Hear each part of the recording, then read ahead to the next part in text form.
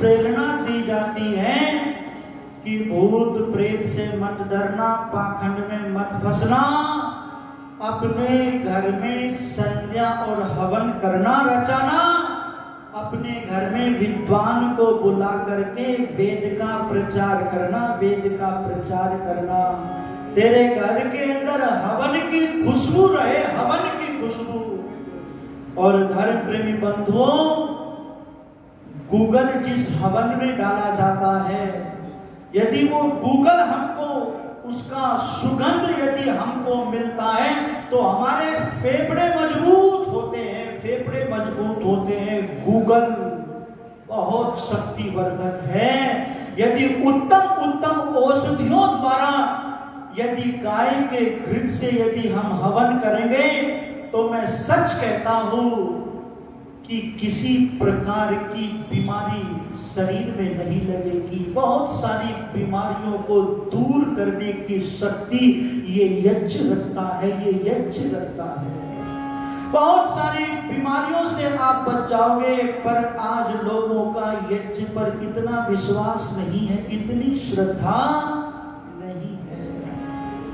आपसे मैं निवेदन करने लगा हूं, पहले डॉक्टर नहीं थे, इतने हॉस्पिटल नहीं थे पहले,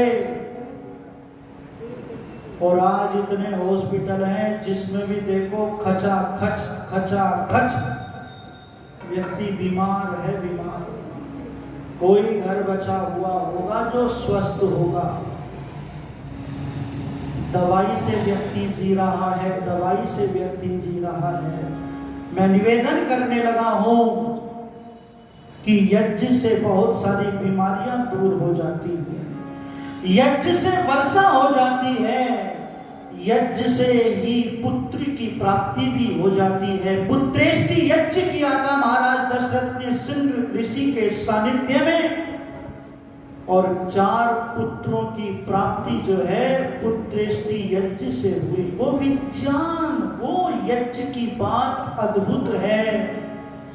पृथ्वी सिंह वेदरथ जी ने पंक्तियां लिखी थी कि जिस व्यक्ति ने अपने जीवन को यज्ञ में नहीं बनाया, वो जीवन कोई जीवन नहीं है, वो जीवन कोई जीवन नहीं है।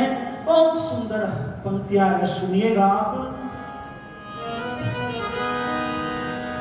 जिसका न हो यज्ञ में जीवन, क्या उसकी जिंदगानी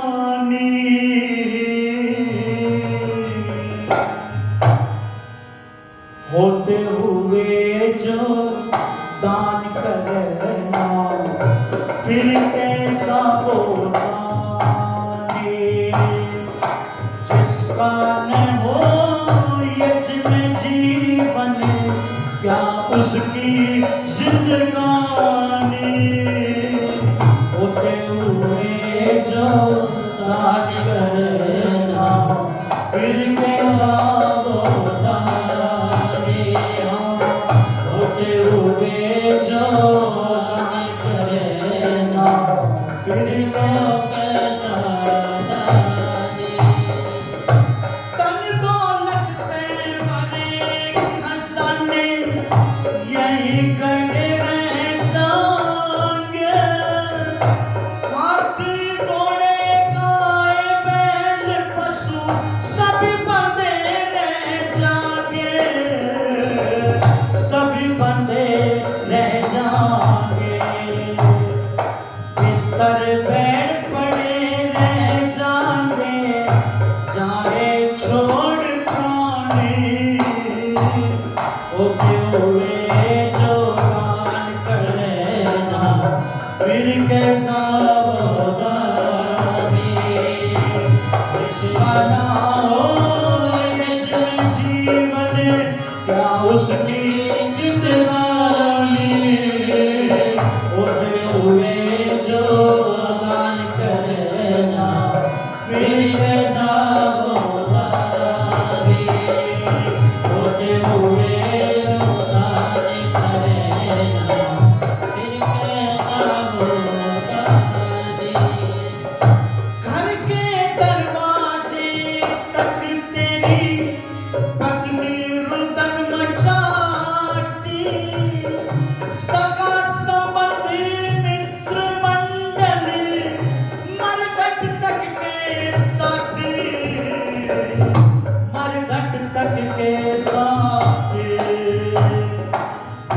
बता तेरा कौन ही माटी, सोच अरे अजानी, होते हुए जो दान करना फिर कैसा होगा नी, जिसका ना हो जिन जीवन क्या उसकी जिंदगानी, होते हुए जो दान करना फिर कैसा होगा नी, होते हुए जो दान करना फिर कैसा होगा नी।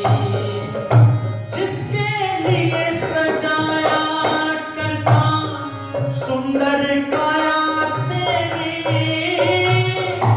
एक मरघट के अंदर चल उनके हो जागी मेरी, चल उनके हो जड़े, यस अब यस हेरा फेरी की रह जा सिर्फ कहानी, होते हुए जो दान करना फिर कैसा होगा नी, जिसका ना हो यज्ञ जीवन क्या उसकी जिंदगानी, होते हुए जो दान करना फिर कैसा होगा नी, होते हुए जो दान करना फिर कैसा होगा नी। पृथ्वी सिंह में धड़क कहे ये जीव अकेला जावे, जैसा जिसने कर्म किया वो वैसा ही फल पावे, जैसा जिसने कर्म किया तिके वैसा ही फल पावे, वैसा ही फल पावे। ये संसार सराय कावे, ये संसार सराय कावे, ये तो दुनियाड़ी जानी, होते हुए जो दान करेगा फिर कैसा होगा नी, जिसका ना हो यज्ञ जीवन क्या उसकी जिंदगानी, होते हुए जो दान करना फिर कैसा होगा नी, होते हुए जो दान करना फिर कैसा होगा नी, फिर कैसा होगा।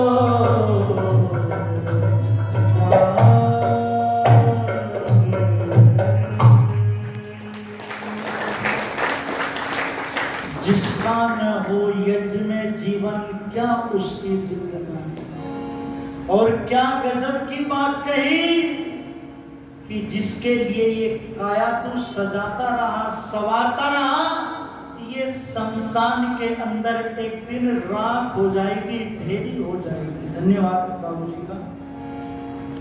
धनानि भूमौ पशवश्च गोष्ठे भार्य गृहद्वारि जना शमशाने च देहश्चितायां परलोक मार्गे धर्मानुगच्छति जीव एका। ये सारांश आचार्य चाणक्य जी महाराज ने दिया। ये यज्ञ ही आपका सखा बन जाएगा, ये यज्ञ ही आपको सुगंधि से भर देगा। यज्ञ का सार क्या है? सुगंधि है। प्रश्न किए थे कि यज्ञ के प्राण क्या है, यज्ञ की आत्मा क्या है। इन प्रश्नों का उत्तर देते हुए यही कहा था, स्वाहा यज्ञस्य आत्मा। स्वा यज्ञ की आत्मा, इदन्नमं की भावना इस यज्ञ के प्राण है, और सुगंधि पुष्टि वर्धनम, सुगंधि ही इस यज्ञ का सार है। और यज्ञ कौन करता है? जो वीर लोग हैं, जो तपस्वी लोग हैं, वो यज्ञ करते हैं। जो कायर और आलसी प्रमादी लोग हैं ना, वे लोग यज्ञ नहीं करते, उन लोगों को यज्ञ अच्छा नहीं लगता। और जिनको यज्ञ से प्रेम हो जाता है, फिर जो है सब कुछ भूल करके व्यक्ति यज्ञ में ही रम जाता है, यज्ञ में ही प्रतिष्ठित हो जाता है। याद आती है घटना मुझको राम प्रसाद बिस्मिल के जीवन की। क्या गजब का नौजवान राम प्रसाद बिस्मिल, जिसको फांसी की सजा हो गई। जब उससे पूछा गया तुम्हारी अंतिम इच्छा क्या है, तो राम प्रसाद बिस्मिल ने कहा था तुम मेरी अंतिम इच्छा जानना चाहते हो? सत्याह संतु यजमानस्य कामा, मेरी कामना यज्ञ से पूरी हो। मैं चाहता हूं कि ब्रिटिश साम्राज्य का विनाश हो। मैं चाहता हूं कि फांसी के फंदे को चूमने से पहले मैं संध्या यज्ञ रचाना चाहता हूं। ओहो दादा भीष्म जी घरोंडा वालों ने बहुत सुंदर पंक्तियां लिख दी, जरा ध्यान से सुनना एक एक पंक्ति को। राम प्रसाद बिस्मिल, जिसको फांसी की सजा हो गई, वो यज्ञ रचाने की बात करता है। तेरे 7 बजे जिस वक्त सवेरे, वेद में मंत्र आता है, सायं सायं गृह पतिर्नो अग्निहि प्रातः प्रातः सा मनसस्य दाता। पति और पत्नी अपने घर में प्रसन्न चित्त मन से सुबह और शाम इस यज्ञ को करें, ये वेद का मंत्र कह रहा है।